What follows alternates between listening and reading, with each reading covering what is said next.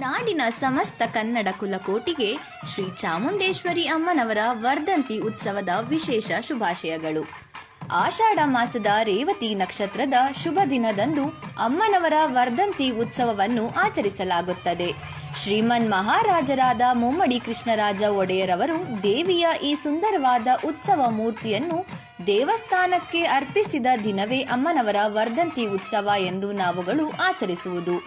ಈ ದಿನ ಅಮ್ಮನವರಿಗೆ ರಾಜ ಮಹಾರಾಜರು ನೀಡಿದ್ದ ಅಪರೂಪದ ರತ್ನ ಖಚಿತ ಆಭರಣವನ್ನು ಆಕೆಗೆ ತೊಡಿಸಿ ಆಕೆಯನ್ನು ವಿಶೇಷ ರೀತಿಯಲ್ಲಿ ಸಿಂಗರಿಸಿ ಚಿನ್ನದ ಪಲ್ಲಕ್ಕಿಯಲ್ಲಿ ಮೆರವಣಿಗೆ ಮಾಡುವುದೇ ರೂಢಿ.